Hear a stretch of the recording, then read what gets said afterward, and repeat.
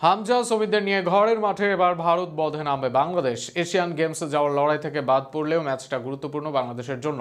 অপরদিকে এই ম্যাচের জন্য শক্তিশালী একাদশ দিতে চাইবে বাংলাদেশ দল। সব মিলিয়ে ভারতের বিপক্ষে কেমন একাদশ নিয়ে মাঠে নামবে বাংলাদেশ, ভারতকে কি আসলে ভয় ধরাতে পারবে টাইগাররা, সবকিছু নিয়ে বিস্তারিত থাকছে প্রতিবেদনে।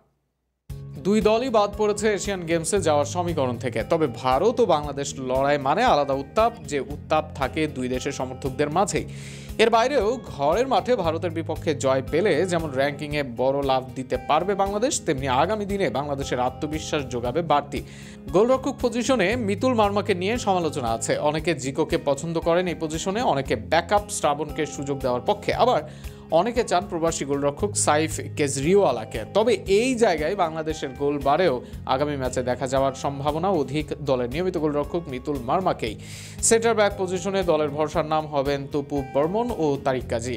এর মাঝে বিদেশে খেলার ব্যাপারে আলোচনা চলছে তারিকের, সেটা হলে ভালো প্রস্তুতি পাবেন তিনি। আর অপর পজিশনে তপু বর্মন ভালো করছেন, তাকে ভরসা করতে চাইবেন কোচ। এই পজিশনে শাকিল আহমেদ তপু থাকলেও তপু তারিকই হবেন দলের পছন্দ। লেফট ব্যাকে আহমেদ, রাইট ব্যাকে তাজউদ্দিন, এমনটাই প্রত্যাশা ভক্তদের। তবে এই জায়গায় সাদউদ্দিন নিয়মিত খেলছেন একাদশে, বারবার খেলেও সাদের থেকে পাওয়া যাচ্ছে না আশানুরূপ পারফরমেন্স। এই জায়গায় অবশ্য তার দিকে ভরসা রাখতে চাইবেন কোচ, সেক্ষেত্রে জায়ানের সঙ্গে থাকবেন সাদ। তবে তাজকে পাওয়া গেলে খুশি হবেন ফুটবল ভক্তরা। মাঝমাঠে সমিত, হামজারা থাকবেন, তাদের সঙ্গে এবার জামাল, কিউবাদের দেখার প্রত্যাশা ভক্তদের। হামজা ও জামাল থাকবেন ডিফেন্সিভ ভাবে, সেন্ট্রালে সমিতের মতো ক্রিয়েটিভ একজন থাকবেন। আর কিউবার ক্রিয়েটিভিটি, লং রেঞ্জ শট কাজে লাগানোর এটাই গুরুত্বপূর্ণ সময়। যদি কিউবা মূল একাদশে না খেলেন তবে তিনজন মিডফিল্ডার হিসেবে হামজা, জামাল, সমিত খেলবেন।